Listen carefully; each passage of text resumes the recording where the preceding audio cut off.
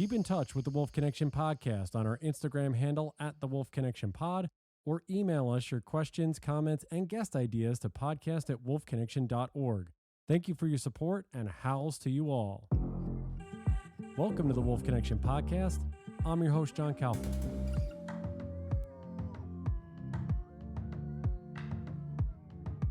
Yes, this has been an individual we have been looking to get on for quite some time. I think it actually started on our first trip in Yellowstone National Park, probably around 2021. I think there was a photo where we saw some of his photos around. He's written 2 wolf books, among other things. His photography is absolutely phenomenal. He's coming to us from Alberta, Canada, right by Banff National Park. He's a full-time nature photographer for 24 years, but he's been photographing for over 30. He is John E. Marriott. John, this is great that you're finally with Stephen and I to talk wolves, to talk all your photography, all the incredible work you've done. How you doing, sir? Good. Thanks for having me on. I'm glad we finally caught up together. Yeah, absolutely. And it's great. Stephen was just here too, and he's an avid photographer also. And he's always, I love, because Stephen always brings like the technical aspect in, but also he's so great that I wanted to make sure he was here for this one too with you. Just tell everybody, I guess right off the bat, how you got started in photography, because for doing it for 3 decades, there has to be a love and a passion early on. What was that journey like for you to begin with? So my journey started as a little kid, like I think many people that end up working in, with wildlife full time. When I was, a little toddler, I would play around with toy wolves and lions and stuff instead of little trucks like most little boys did. And I was introduced to fishing at an early age by my dad. My dad was an outdoorsman. He hunted and he fished. He actually gave up hunting when I was 3 years old. So I never hunted myself, but grew up in that outdoor environment, constantly fishing, constantly going camping. I grew up in British Columbia, Canada, in a fairly small mountain town of about 10,000 people. So I had a lot of rural wilderness around, and was only about 4 to 5 hours drive away from driving to the Rocky Mountains and being able to go camping. And so we went to the Rockies every year and camped. And that's where I kind of got introduced to elk and bears and all that kind of stuff. I actually didn't see my first wolf, though, until I moved to Banff permanently at the age of 21 back in 1992. And I remember it very vividly, was driving between Banff and Lake Louise, 2 of the most famous landmarks in the area, and driving along the highway and glanced across the river and went, oh, geez, someone let their dog out. Like there's a German Shepherd running around on the opposite side of the river. And then literally the next millisecond, it clicked in my head, went, oh my gosh, it's a wolf. And, pulled over and did everything you're not supposed to do. I ran over to the edge of the river, out of my car, and the wolf ran away instantly. And that was, the encounter was over. And that was my first taste of wild wolves, and completely blew it. It was long before I got into photography. So a couple of years later, I got a job with Parks Canada. I had just finished my degree. I'd gone to school at University of British Columbia and at the University of California, Berkeley, and had studied wildlife management under a forestry, a Bachelor of Science degree.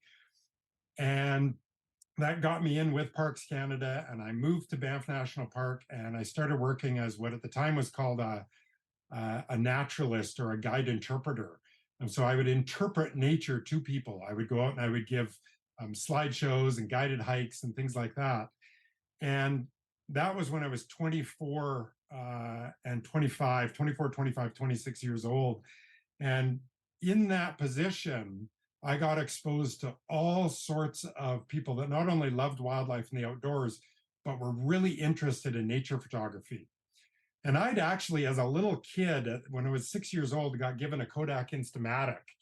And I'd gone out and I'd taken all kinds of wildlife shots on all my camping trips. And I'd actually kept photo albums of all these little tiny specks off in the distance, and terrible photos of, bear bums beside telephone poles and things like that.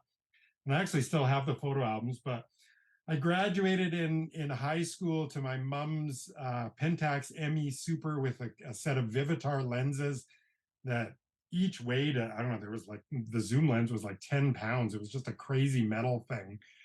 And I would photograph a bit with that, but I kind of, as I left high school and went into university, I kind of forgot all about photography, even while I went off pursuing a degree in wildlife management. And it wasn't until I came to Banff and started working for parks and saw all these people taking pictures that I started going, whoa, that's super cool. I got to get back into that again.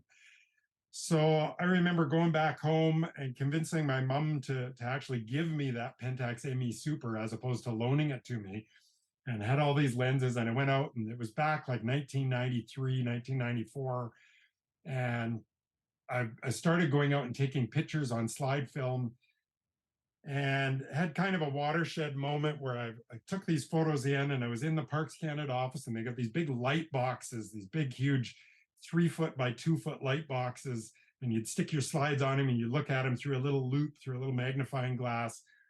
And I thought I was taking all these amazing photos. And this guy from the tech AV department came walking by, and I said, "Hey, Terry, come and look at this stuff." And he came in, and he just went, "Hmm, yeah, hmm." And then he walked away, and I was like, "What? Like, what? How are these not awesome?" Like, and so I ran after him and was like, "He's like, they're just not that good, John. They're like, you got a lot of work to do."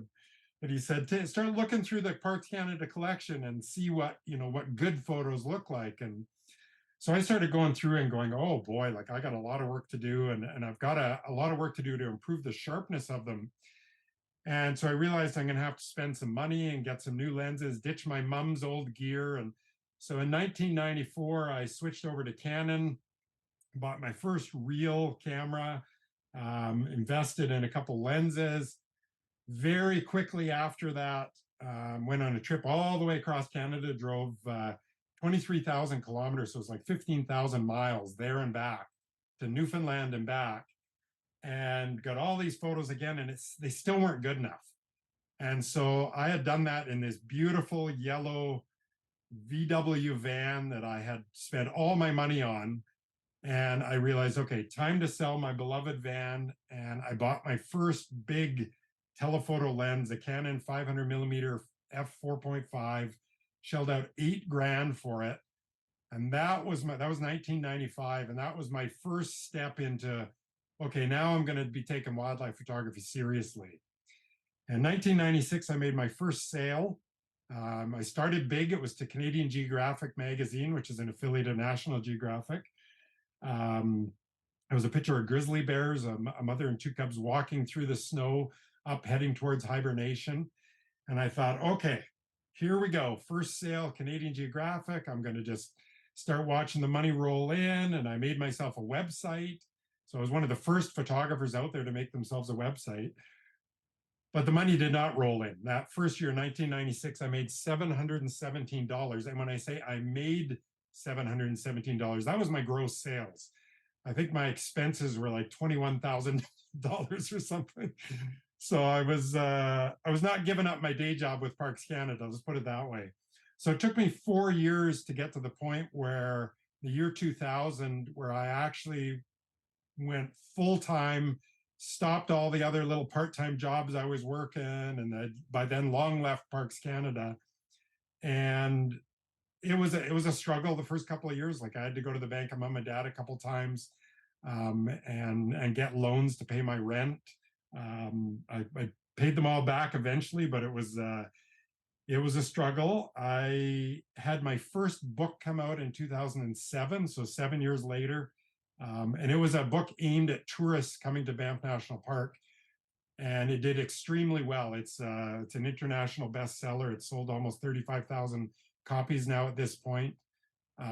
So from there, I kind of piggybacked and did another book called Wildlife of the Canadian Rockies in 2008.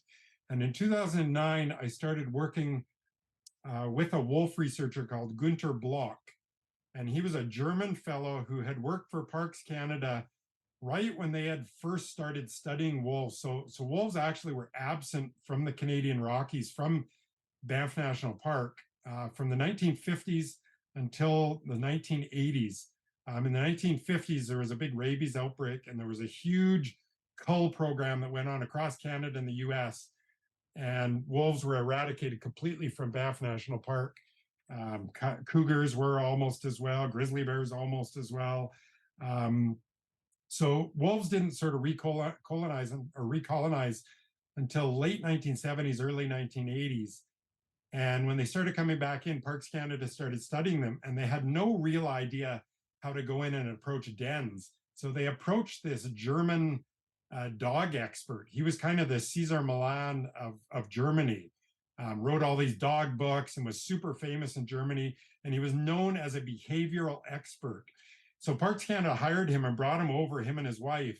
And him and his wife would sneak in and observe wolf dens and count how many pups there were and what kind of behavior was going on.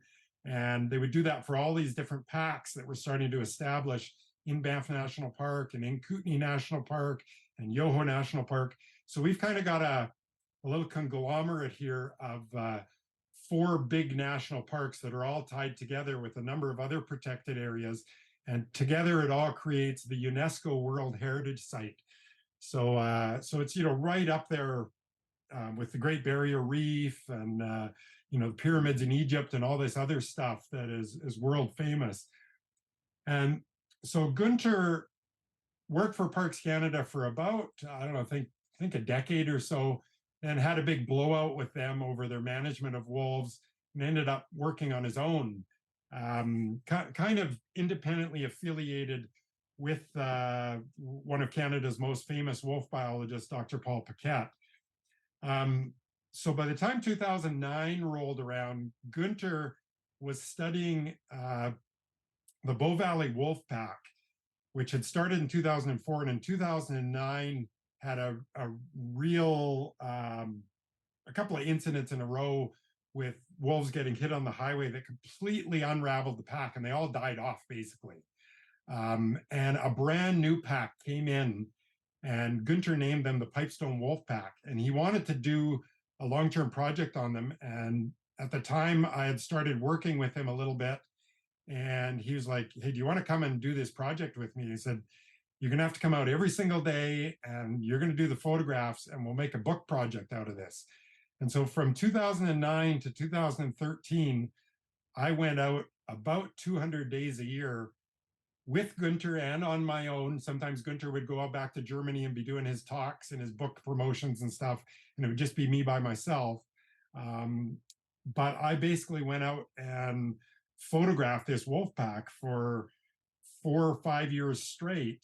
And this led to the creation of the Pipestone Wolf book, which is currently sold out, unfortunately, but there's a new edition coming out in 2024, spring of 2024. So it'll finally be available again to people that are interested in reading that whole story. And it's a fascinating story, because it was kind of when Gunter and I first started going out in 2009, 2010, as this pack first moved in and took over from the Bow Valley Wolf Pack. So this was the Pipestone Wolf Pack moving in and taking over between Banff and Lake Louise for people that have been up into this area before. And it's a protected area. It's a national park. There's no hunting, there's no trapping. What wolves have to deal with is people. So imagine Yellowstone, but then place Yellowstone into the middle of, Yosemite, with all those people just coming, hordes and hordes of people. And then throw a couple of towns in there, the town of Banff, there's the town of Canmore just outside the park boundary, and then there's the municipality of Lake Louise.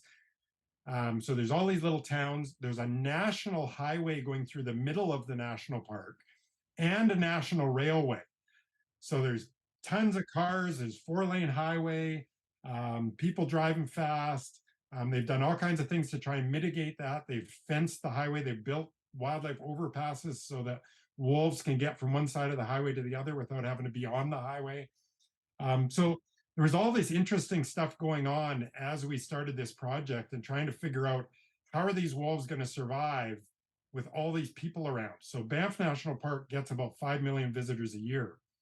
So, it's right on par with Yellowstone, but it's much more condensed than that. It's not like Yellowstone where you can drive along the roads and then you can see off way into the distance. Instead, Banff is very condensed, and when you're driving along the roads, you can sometimes only see 50 yards or 100 yards off to the side. So to find these wolves was really tricky. So Gunter would usually go out So I'll give you an example of what a winter day would look like in 2009 or 2010. So winter, it gets light here at about 8 a.m. Gunter would go out at 4 a.m. I would go out at about 6 a.m. and meet up with him. And hopefully by that point, he had already found the wolves. If he hadn't, then we would split up and we would go off, and he would mostly drive back and forth. He had a dog that would smell for the wolves out of the back of the car that was trained to do that. I would go off and then start doing transects and running down to various points, checking for tracks. So eventually, over the course of a couple of days or a week, we would find the wolves. And then once had found them, it was much easier day by day by day to keep picking them up repeatedly. Now, a lot of times we go out there and, we'd see all this stuff happen and it'd be at like 7 a.m. and I couldn't even photograph. It was too dark.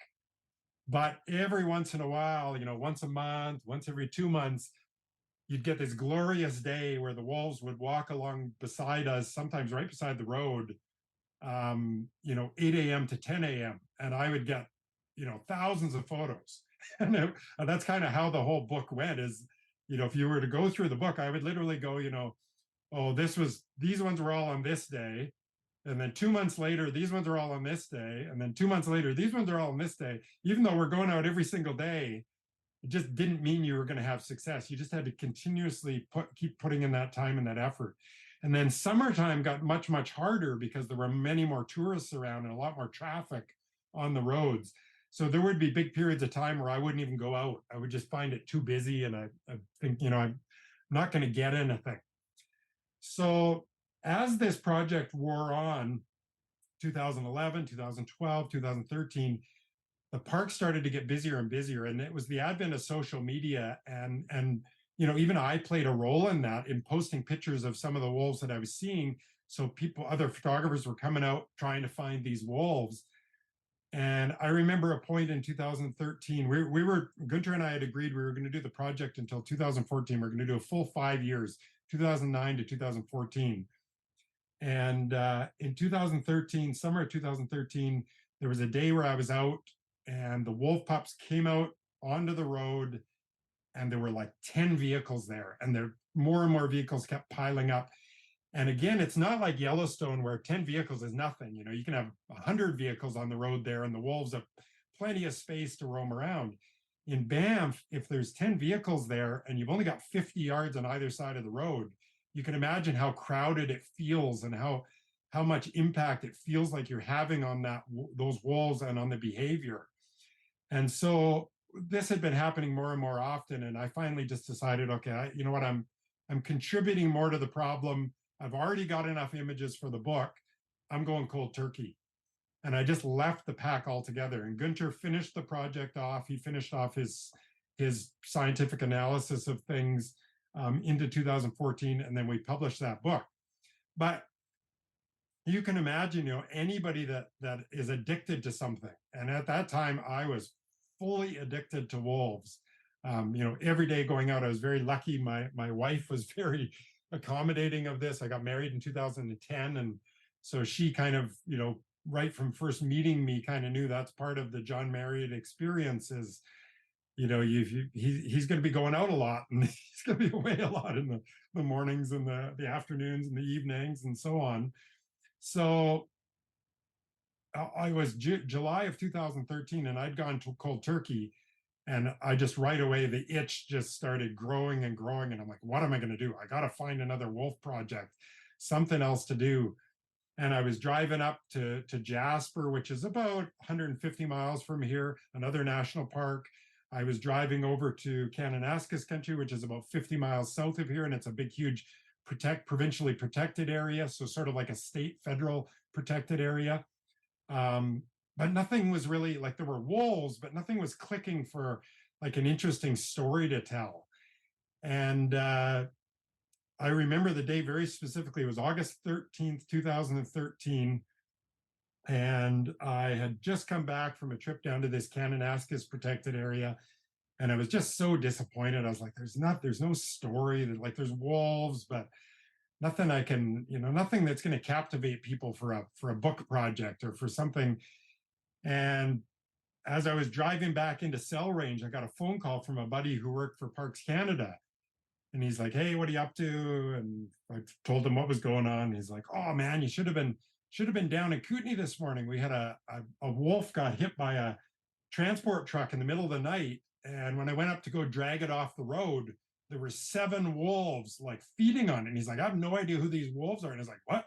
I'm like, "What do you mean, no idea who? What?" And he's like, "Well, we know there's a pack down here, but nobody knows anything about them because they go outside the park and they get trapped and shot and stuff. But then they spend like 70% of their time in the park. And we haven't studied them since the 1990s." And I'm like, "Whoa, whoa, whoa. Okay." So it was middle of the day. It was like noon. And I drove out there anyways. And I knew there was going to be, it's August, it's the Canadian Rockies, it's a highway. There's traffic all over the place, RVs going. And I was like, I'm driving out there anyways. And I get out there and he kind of described the spot to me. And as I'm driving along, I actually saw the blood stain of where they had dragged this bull moose off the road. Parks Canada put it in the truck and hauled it away. And I got out and cars are whizzing by, and I can actually see these bloody wolf prints of a wolf that had been in the cavity of the moose and then stepped out and left these bloody wolf prints on the road. And I'm like, "Oh, that is so cool." And as I'm walking along looking at these wolf prints, I glance up and there's a wolf standing there like 100 yards away, just staring at me. And middle of the day, like literally noon, and there's cars everywhere. And I'm like, "What the heck?" There's this big male wolf just standing there staring at me. And so I quickly go and jump back in my car. And he comes over and he's sniffing around everywhere looking for this moose. And I'm like, "Sorry, buddy, it's gone." But I knew right then and there I had a story. I had something. I got to figure out who are these wolves, where do they go, what do they do, and that led to the project that ended up being called the book that ended up being called "The Kootenay Wolves: 5 Years Following the Wild Wolf Pack."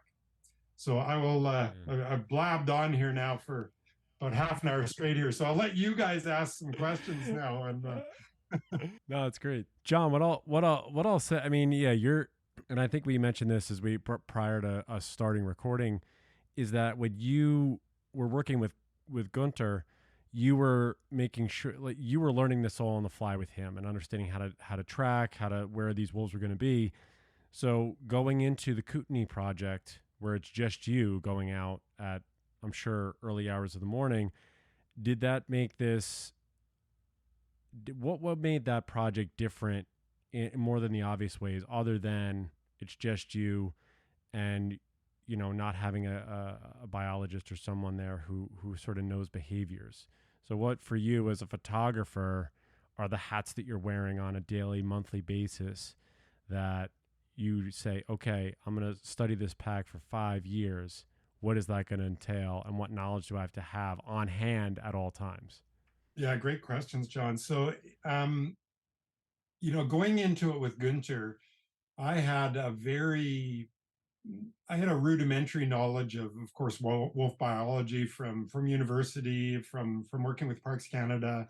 I had read lots of books, things like that. But to actually know a wolf in the wild is much different than reading a book or than trying to learn without actually being out there.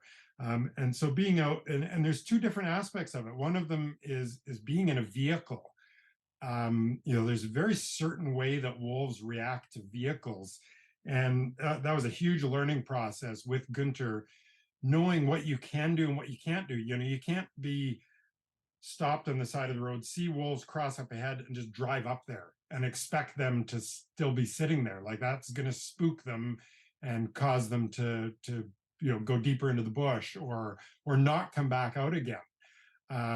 However, flip side of that, then once you learn, is you see wolves up ahead, you just sit there quietly in your vehicle as you are. Don't turn it on.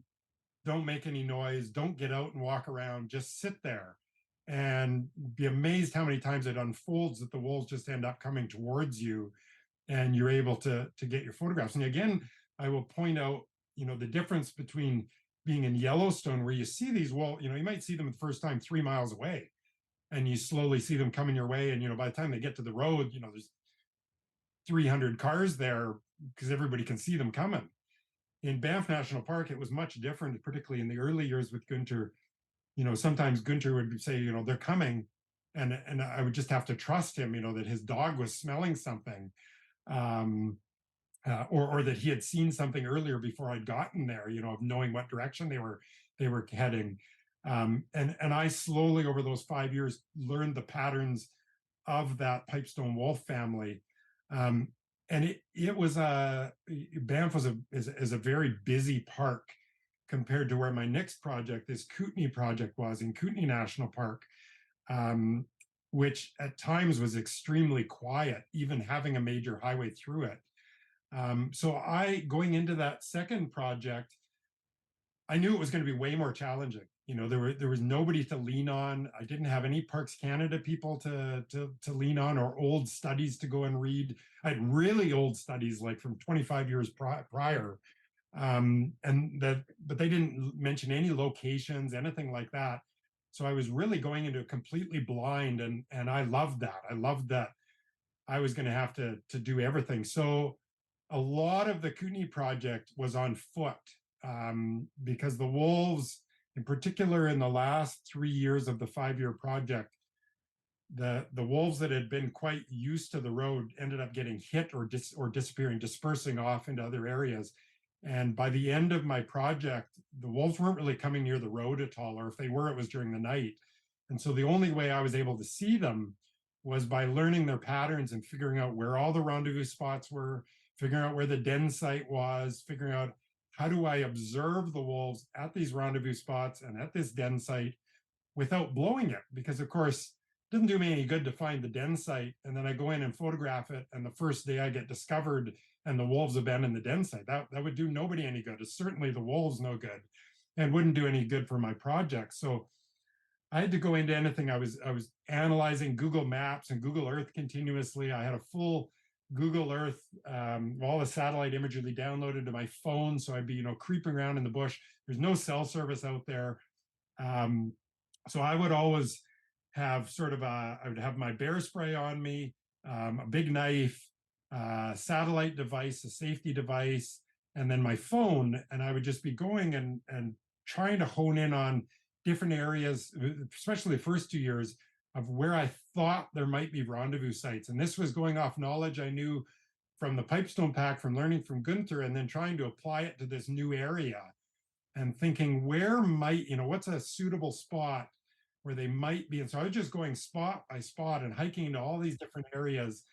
And that first fall, was able to uncover one of the major rendezvous spots.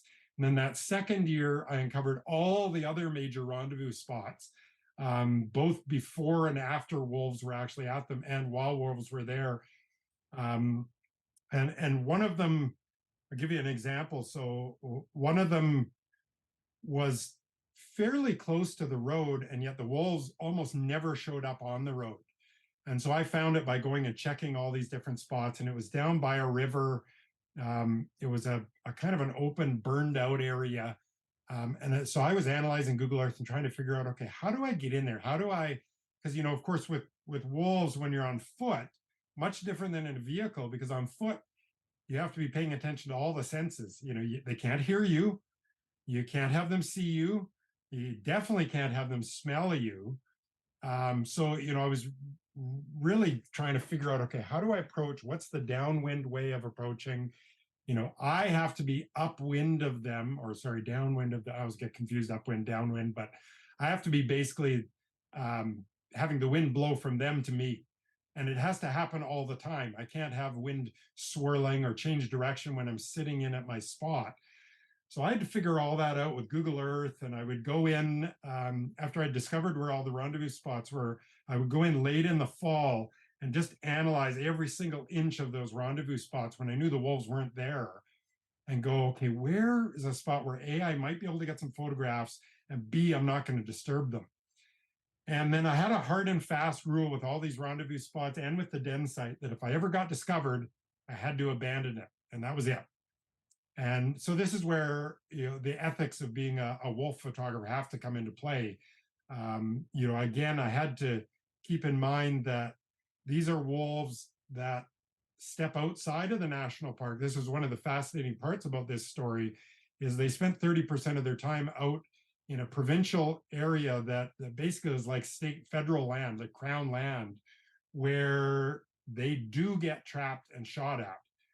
And so I was super cognizant of that and knew, it's similar to a lot of areas in Yellowstone where, now people are out there viewing all these wolves and they get used to the people, and then they step 1 foot outside for 1% of their life and they get shot or they get trapped. So this was a story that I was slowly uncovering as I went through these 5 years, and figuring out all these rendezvous spots, figuring out where I could hide.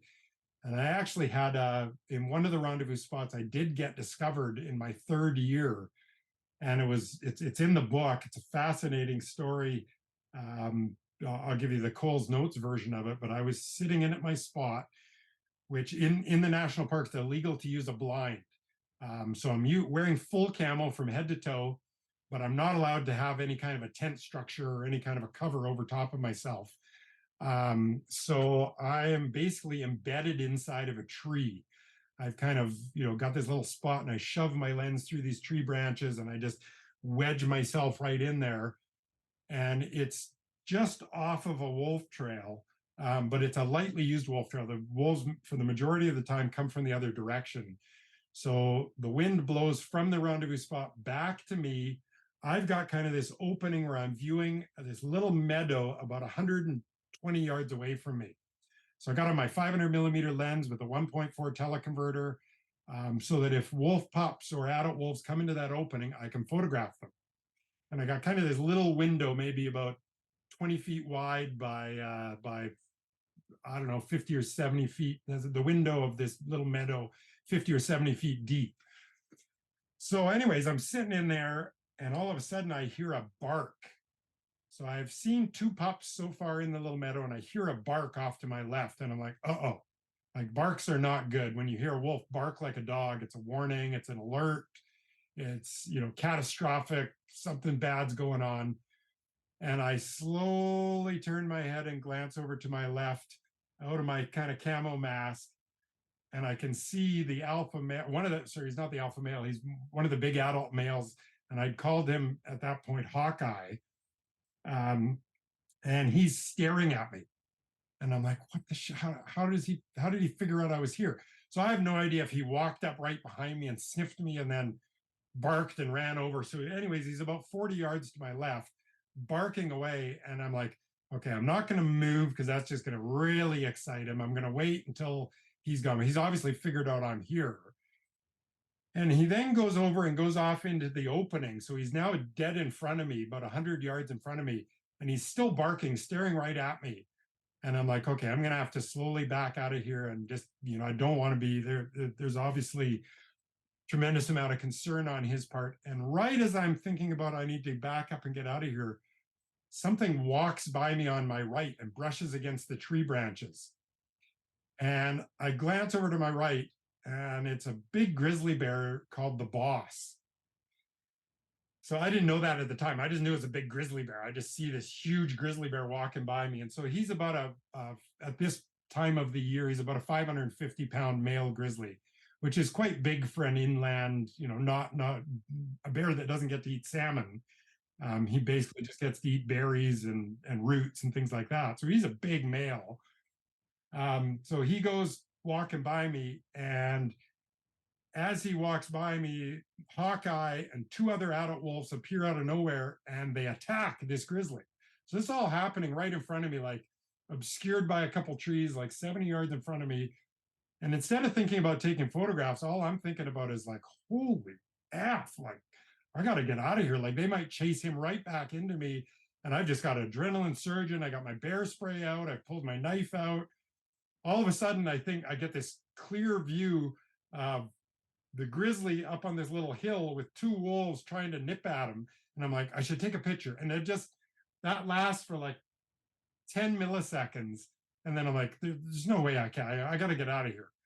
And so I quickly holster my knife, grab my camera, back up, and I just start getting out of there as quickly as I can. And I ended up circling all the way back up to the road and then hiking way on the other side of the highway up to this knoll that I had scouted out the year before of where I could observe the rendezvous site from afar. And I get way up there, and with binocs, I can actually see these three adult wolves chasing this grizzly all through the rendezvous site. Still, this is like 20 minutes later, and they're still chasing it around. Man, And that is so wild. I'm like, oh, thank goodness I got out of there. So that was the Yeah. last time I ever went into that rendezvous site. I had, I'd made this deal with myself. And, if you, as a photographer, you have to have your own principles, you have to have your own ethics. And for me, that was a line that I'd crossed. Wolves had discovered me. So I'm leaving that for them now. I know they still use it every year. Even now that the Kootenay Wolf pack has died off and there's a new pack in there now, they still use it. And I know that from being able to go up to my knoll and observe from like a mile, or that's like a quarter mile away. But I never go into the spot where I'm down in the rendezvous site anymore. So, that to me is I'm quite proud of that. And there's a number of things I'm proud of with the Kootenay Wolf project. One of them is that I did it all myself. I uncovered all these secrets, and I learned, where the trapper was trapping them and how they avoided it, and where they had danger of getting shot, and where I found the den site in the fourth year, was able to observe it for an entire season without them ever discovering me. And then I just decided, okay, that's it. I don't need to go in there again.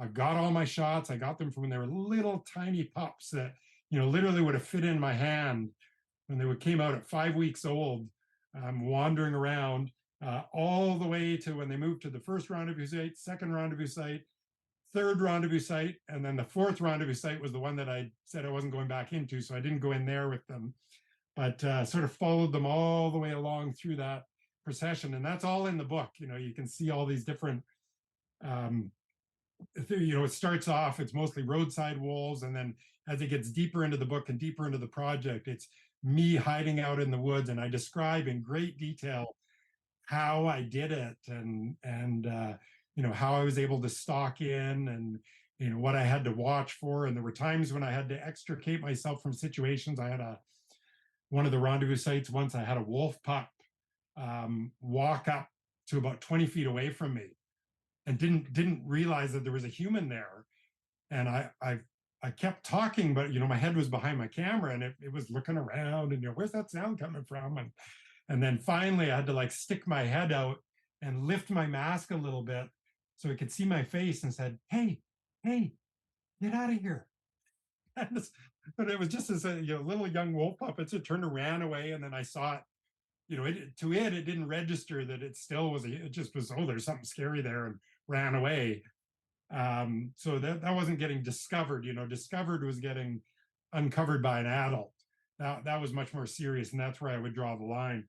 But I had all kinds of interesting things. I got so good at stalking in on wolves that there were 3 different times where I walked in within 20 or 30 feet of a sleeping wolf before I would see it and go, oh, shoot, okay, I got to back way out of here. And, so you're getting pretty good when you can walk in within 20 or 30 feet of a sleeping adult wolf, where you've managed to master the technique. And so the entire project was pretty amazing. It was scary every winter because that's when the pack would leave the park, and where I would then be driving quite, for me to get down into the pack's area was about an hour and a half drive from my house, and then whatever hiking I would do. But to get down to their winter range was about a 2-hour drive. And then it was pretty terrifying. I ran into hunters a couple of times. I ran into the trapper that would trap right on the park boundary. And I remember running into him one Christmas Eve, and him telling me he'd got 3 wolves, and my heart just sinking and thinking, oh, please don't let those be my wolves. And me driving out to his trap set and analyzing all the tracks coming in, and then come in from the opposite direction. It was actually a different pack.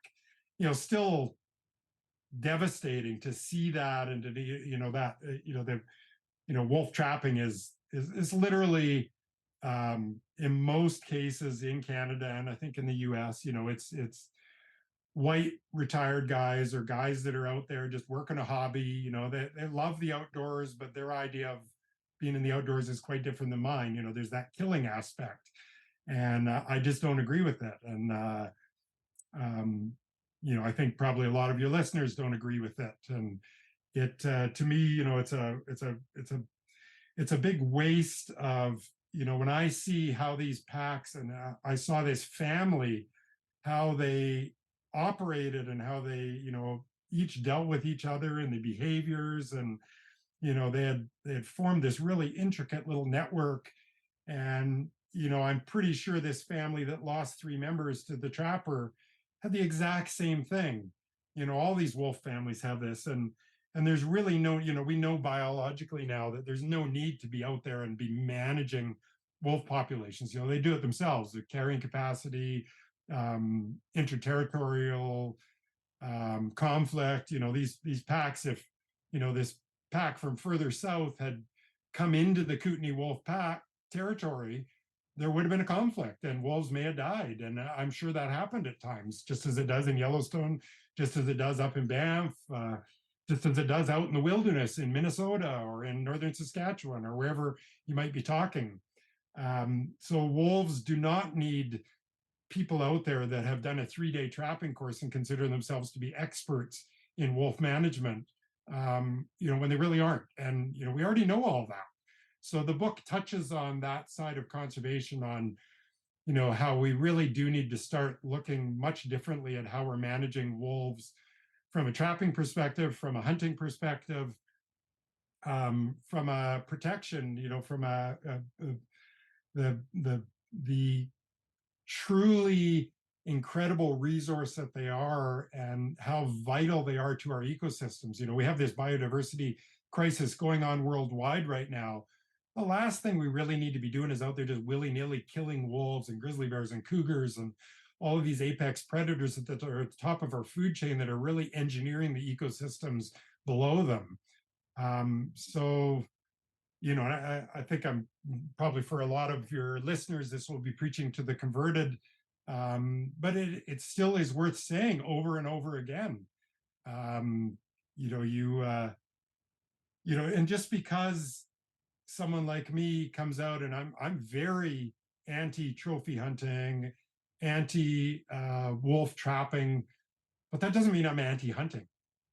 There's a huge difference. I'm totally fine with people hunting for sustenance to put food on their table, but don't try and tell me that you're out there trapping wolves to put food on your table when you're driving around in a $50,000, big diesel truck, and you got a snowmobile on the back, and you got, all these, you're doing it on the weekends, every second weekend, and there's just so many holes in that argument, that I think part of why I wanted to do a book project on this was to create the awareness and continue to build on that awareness, because I don't think people are really aware in Canada and the US that there is still so much trapping going on, and indiscriminate hunting of our apex predators. And so I don't think there can ever be enough media and news and books and videos about that, because the more people that get aware of this and get fired up and are listening to this right now and going like, F that, like, what the heck, this is not right, then they donate to help out, or they get involved and they volunteer, or they go to Yellowstone and they see it for themselves and they go, this is amazing, I got to support wolf conservation and studies and research and stuff. And so the more we do that, and the more we have, me as a little kid, loving wildlife right from the get-go, and now I'm doing it as a career. I just think we can't have enough of that. We can't have enough inspiration out there. And so I hope people that pick up my 2 books and any of my other books get inspired by it, and not only love the photographs, but love the stories, and get fired up when they read about the conservation issues and what they can do to help with that. So when you're photographing species that are not always where you think they're going to be, and there's so many variables, and so maybe it's not productive maybe it's most productive, I should say, to let the wild just present however it presents and capture the moments that are being offered up, rather than being hung up on specifics. But do you find yourself having visions of the exact photograph that you really want, and how often do you feel like you get it with all of these variables? Yeah, so the variables in wolf photography. I mean, I always say wildlife photography itself is probably the most difficult type of photography, because you don't get to choose the location, don't get to choose what species show up or what they do, any of their behavior. So it's different than photographing a model or someone in sports or just about anything. You don't get to choose the light. You don't get to choose the time of day. You really don't have much control over anything other than when the animal shows up. You have control over your own technical and your own creative vision. So I have tons of visions of images that I hope to get. I would say I probably only get 10% of them in a project like this. But I get a lot of other ones that I didn't think of in the first place. I got like the alpha male in this case, and the term alpha, we don't really use it anymore. It's now the leading male. But the male that was the dominant male that led the pack and that fathered all the pups, his name was Whitey. And I had lots of visions of shots I wanted of him. Well, one day I got him crossing a creek. That was not a shot but it's a great example of just something that, oh, it was so cool. And I love the shot of him. There's water splashing up and he's crossing through this creek, and it's one of the ones in the book. And you can see him, he's got a beautiful white muzzle. He's actually gray wolf, but and gray in color, but he's got this beautiful white muzzle. So you can tell he's an older wolf, and he's quite a big guy. So that was an example of a vision that wasn't a vision I had, but as an image, as soon as I got it, I was like, oh, wow, I can't wait to see that. And then when I pulled it up on the screen, I was like, oh, wow, nice. That's beautiful. Um, the, uh, the vision of the types of images I have, or the types of images I want to get, are often so hard to pull off in the field. There's just so many factors and variables at play that even if you can get 10%, you're pretty pumped. When I put the book together and was looking at things, and I was still thinking like, oh, this is still pretty awesome. Like, for instance, one of the shots I never got was I wanted to go into the den site and photograph the den itself, like inside the den and things like that. But the day that I went in there to do that, so that's I went in August, so the pups and wolves are long gone. They've moved off to rendezvous sites by that point.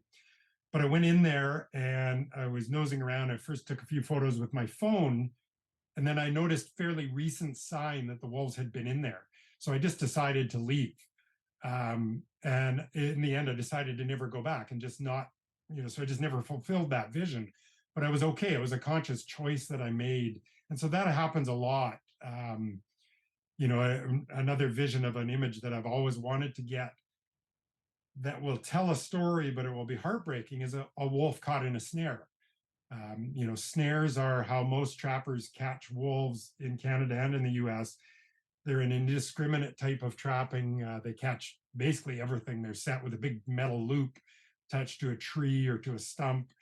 And there's really no way that the trapper can ensure that a cougar doesn't walk into it, a moose doesn't walk into it, an endangered caribou, a lynx, whatever. Somebody's dog, for that instance. A dog, for that instance, absolutely. Yeah. So we've heard horror stories of that. So it's it's an image that I really wanted, but I'm kind of happy that I never got, and that I have never gotten in my career. It's great that I haven't, in all the trap lines that I monitor, that I haven't actually happened upon a wolf sitting in there before the trappers come and skinned it. I've gone and unfortunately got lots of photos of skinned wolves and things like that are terrible to see, but I didn't put any of that in the book. I don't really want to gross people out. The book is mostly, well, it's pretty much all just pretty wildlife pictures that tell the story. But yeah, back to the question, lots of visions, but not necessarily, you don't necessarily fulfill a lot of them. Right. I mean, when you're talking about these run-ins or these instances where you're talking with or meeting or seeing hunters and trappers and people of that ilk, how do those conversations typically go for you? Because you are, as you stated, anti-hunting to a certain degree, anti-trapping, meaning like hunting sustenance is fine, but hunting predators or whatever. what's where do those conversations go, if they go anywhere productive, or is it more just they're those individuals are in their lane and this is what they believe? Are there any minds that have, you've shown some of your photos? Does anybody sort of take a second look and say, maybe I shouldn't be doing this, or how does that typically go for you if you engage in those conversations, or when you do? So I don't generally engage in the conversations. What I usually do is just play the, random guy out in the bush thing. And now that is becoming a little bit more difficult as it become more and more recognizable. I'm Right. fairly well known in hunting circles as someone they don't necessarily want to engage with. Or they do want to engage with me in a way that I don't want them to, so I stay away from many situations that might get dangerous. But in those times when I have run into the hunters and trappers and stuff, I've just played dumb and oh, what are you guys out here doing? Oh, yeah, and so engage them in a conversation. Now, most of those happened. That project was 2013 to 2018. So to do it now in 2023 would be a much riskier proposition for me, as I was very prominent in the media when the grizzly bear hunt got banned in British Columbia, and I've been very prominent in the media in Alberta for things like trapping and stuff like that. So I just have to be careful where I engage. Now I do get involved politically and speak with quite a few of the policymakers, and I don't necessarily hesitate to engage. If people are in their lane and that's their lane, I'm not going to try and change it. I'd rather inspire the people that I know are in my lane to get more involved and to donate more money, to get more involved volunteer wise, things like that. But I do think there is tremendous value in still keeping communication lines open with the hunting community as a whole. So I don't kind of tar and paper everybody the same. Just because you're a hunter doesn't mean that you and I aren't going to have lots of things in common and that we can't work together to protect habitat. Because really, when it comes right down to it, a lot of this is, particularly in the US and Canada, if we can protect habitat, we go a long, long ways to then we can argue afterwards about whether you should be shooting the wolf or trapping the wolf or whatever. So there are times when I think it's very valuable to potentially team up with the opposition, if you want to call them that. Or although I don't necessarily think of as hunters as opposition. Trophy hunters, I do. Trophy hunters, I find, I usually don't have much in common when it comes to dealing with they want to kill things, and I don't see that side of things. I just don't see any value in killing things for the sake of killing things, where you're not eating them or you're not providing some value. And that's where they'll bring up the argument of, oh, we're managing predators and stuff, and I just simply don't believe in that. So it's not even my opinion. There's biology out there, science, fact that backs up that you do not have to be out there managing the predators, at least not managing their numbers from a population side of things. You certainly still have to be managing wolves, for instance, in livestock conflict, things like that. Like there are still times when humans need to step in and be managing, whether we like that idea or not. I think there still has to be times when we do step in and manage. But just willy-nilly out there killing stuff and randomly having Joe Smith out there hunting wolves, I mean, there's just no value in that whatsoever. It's not a conservation-oriented activity whatsoever. No, and we've excuse me, we've talked at length on this podcast, Stephen and I, with individuals who are engaging the other side or the opposition or the opposite thought process in terms of hunters, ranchers, individuals like that, and also bringing to the table that there is a compromise in the middle somewhere, called the radical middle for the most part, and really just understanding that there's a lot, like you said before, John, is that we have a lot more in common than we probably don't, and that I think if we got right down to it, we probably see eye to eye on most of the things. I think bring up a great point too about land and habitat use and I don't know how it is in Canada, but here in the U.S., especially in the West, there's a lot of public land that's being sold to private entities so that you can hunt on that, and it's being taken away from those people who maybe they only get a chance at an elk tag once in a while, and those prices go up. So now you're pricing out the hunters or the individuals that are actually looking to do those things for sustenance, for getting that elk, for that meat for their family for the winter, for 3/4 of the year, however much they can get out of it. So I think, yeah, there are definitely points where I hear you. There are points to speak the conversation. There are points where you stay in your lane and you do your thing. When you're doing this, and again, those of you, we're going to promote John's website and everything else once we get towards the end here, because he is a plethora of beautiful photos, great books, things like that. So don't worry about that. When you're putting all this together, where do you see your role as? Because you say you've shared two wonderful stories about these two wolf books that you put together. Do you see yourself as this storyteller, conservationist, ethical photographer, or is there something a little bit more now that you've been doing it for 3 decades that you're something that you want to achieve more in this arena? There's definitely more I want to achieve in the arena, although I do think that, that summarizes me to this point would be storyteller, conservationist, photographer, wildlife advocate. But I do think there's a lot of advocacy, there's a lot of steps that we can start to take towards creating wildlife management that is a bit more for all of the people, as opposed to just for the trappers and the hunters, and is a bit more all-encompassing.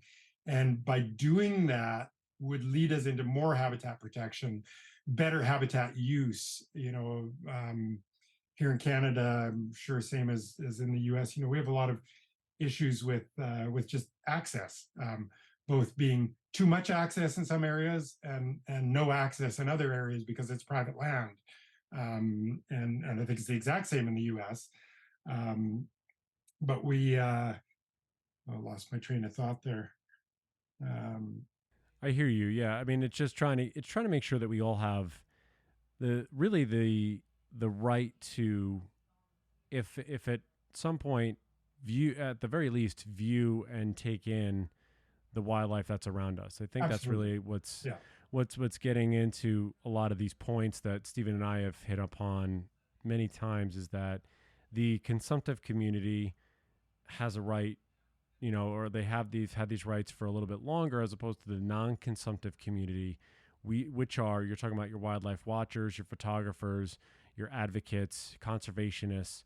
So there's a balance that's still trying to be struck between, I think, these two factions, and understanding that there is compromise to be had, and that it's just a matter of really getting through the BS of what are the deal breakers and what are the things that we can do, because the wildlife and the wildlands in both the United States and Canada are really for everyone, and they should be, you should be able to get to see those things as much as possible. Is there another wolf book in your future, John, or do you think that you're moving, or because I know you have Kootenay, you have Pipeline. Pipestone. What is there anything? Pipestone. I'm sorry. Thank you for correcting me. Is there another wolf book in the future, or do you think that you're going to let these sit and settle for a minute, and so people can fully engross in these stories? I don't think there's another wolf book in the near future, because I think there's a couple of things. Number one, the first book, the Pipestone Wolves, really told the story of the protected wolves being inside Banff National Park and kind of being in this, it's a bit of an island of a protected area, because now it's surrounded by development and industrial development all around it. And even within the national park, the point of the Pipestone Wolf book was to show that wolves aren't really truly protected in there either, because it's, even our protected areas aren't really big enough anymore. And so then the Kootenay Wolf book expanded on that, and then also talked about what's going on provincial lands, on state lands, where it's a different jurisdiction, and it's a bit more of a free for all in what happens with our apex predators. And I think, those stories, I've now told those stories. For me to go and do another book and tell those stories again, it would either have to be a wolf pack that is completely out of protected areas, and somewhere, maybe completely off the grid. So that's a possibility down the road. But for me right now, I've now shifted to other apex predators. So I had a bear book came out in 2020 called What Bears Teach Us with grizzly bear biologist Dr. Sarah El-Maligi. And then I'm currently working on a cougar project. So kind of got these big three, apex predators. And that's, in 2018, I co-founded the Exposed Wildlife Conservancy, which is a nonprofit wildlife advocacy group here in Canada. And we're focused mostly on issues in Western Canada, but we also are touching on stuff in the US. And for instance, we have a trapping documentary coming out this fall, which is really going to hit home with wolf lovers, because it really addresses the inequity in the system, and the really the freedom that trappers have compared to non-consumptive users, not really getting any. I can't drive down a logging road in Canada or in Montana for that matter and have much of a chance of seeing a wolf because they're all getting shot at and trapped. I can go to a national park and I might see one, but that's really the only spot now where you have a pretty decent chance of still actually physically seeing them. So the conservancy is kind of looking at all the issues with all three apex predators, and we're concentrating, like I said, in Western Canada. But this trapping documentary, we've actually taking a much wider scope on it. So it's focused on Alberta, but then we've interviewed Carter Niemeyer, which is completely blanked on Carter's last name. Carter Niemeyer. Carter Niemeyer is one of our main interviewees. So he talks about the whole U.S. side of things and his trapping history. We interviewed another biologist from the U.S. So we're covering a much broader angle on that documentary, even though it's sort of focused centrally on some of these Alberta stories, but it can be applied across Western U.S., Western Canada, Northern Canada, Alaska. The principles that we uncover in it, and some of the fallacies that we look at, and we do tackle there's sort of five main arguments that are behind the trapping industry, and we sort of lay all five of them bare, and show, just to give you an example, trapping is an economic driver of rural communities, and we go into depth on that and show that no, it's not. It's a hobby, really. It's trappers are making no money at it. If anything, they're spending more than they're making, especially now that fur prices have cratered in the international market in the last few years. So it's looking at things like that and uncovering the truth. So that's all going to be coming later in 2023 here, and then on into 2024. So people that go and look at my information there and can see all the books, and they'll be able to see links off to the Conservancy. And so that's one of the aspects that I'm working on fairly regularly. And this cougar project, that's going to be my next book project. So I'm out there. It's going to sound crazy to your followers, but I am tracking cougars on foot. I'm not using hounds. I'm not using calls. I'm not using bait. I'm doing it all naturally. And it's so far I've had a couple of successes. So I just need a couple more, and I'll have enough for the book and to tell all the stories of all the different things I've encountered along the way, and the cougars I've got to watch. Yeah, I mean that's one I'll definitely. I know Stephen too. Cougars are our. I mean, that's probably our second favorite right there, right behind. Well, I won't speak for you, Stephen, but I know cougars are definitely a second favorite of mine. So John, so to give everybody just sort of what's coming up. So the books, just so everyone's aware, so you can go just give everyone your website, John, where they can see all of your photos, the prints. He has cards. He's got tours and workshops. He does have a tab up there for Wildlife Conservancy. So you guys, when he's talking about, I'm sure some of the things there, just tell everybody where they can buy the books, look at your prints, talk about when that, I know the Pipestone Wolf book you said is in 24 is having that new edition. So that'll be available next year.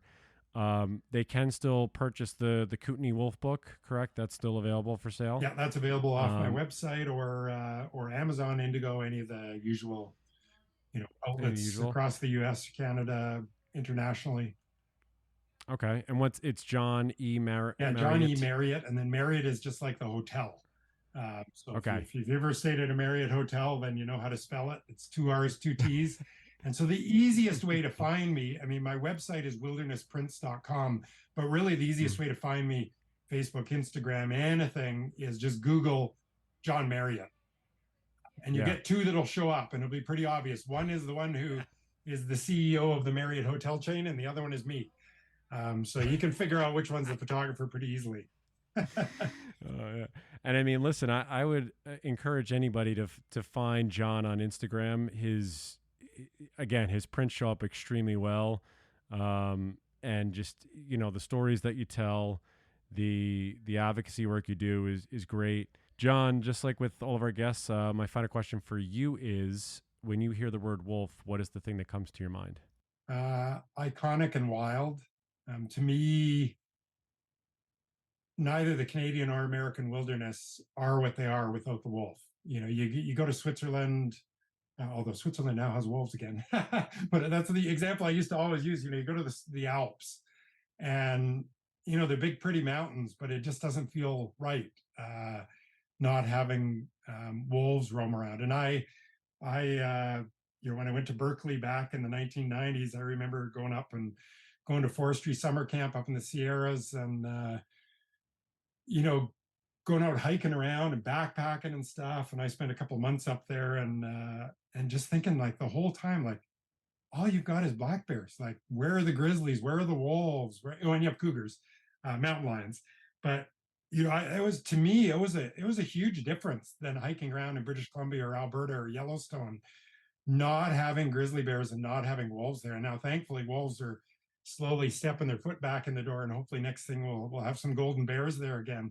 Man, yeah, no, I agree with you. It's wild to see all these wolf populations starting to show themselves again, especially across Europe.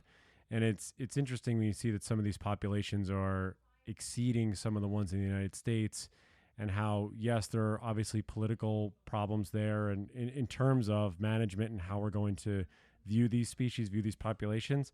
But the fact that the wolf that was once extirpated or ostracized in Europe is coming back, almost a tidal wave of support, and those populations are growing, is just really, really awesome to see. And then hopefully North America can learn a little bit from that. John, this has been great. We really appreciate, again, good things come to those who wait. So even though it took us a minute to get this together, it was really great just to hear your in-depth stories about, especially about the 2 wolf books, but really about all the other wonderful advocacy work you're doing, all the wonderful things with bears and cougars and things like that. And it's really a pleasure and an honor to have you as one of our guests here on the podcast. Really appreciate you. Thank you. Yeah, thank you so much, guys. I really appreciate you having me on. Yeah, absolutely. Just stick around for a minute when we sign off. But house to you all out there, and Stephen, I'll be with you next time. Bye, everybody. Looking for more information about Wolf Connection or the podcast? Please visit our website at wolfconnection.org, where you can donate, sponsor a wolf, or become a volunteer.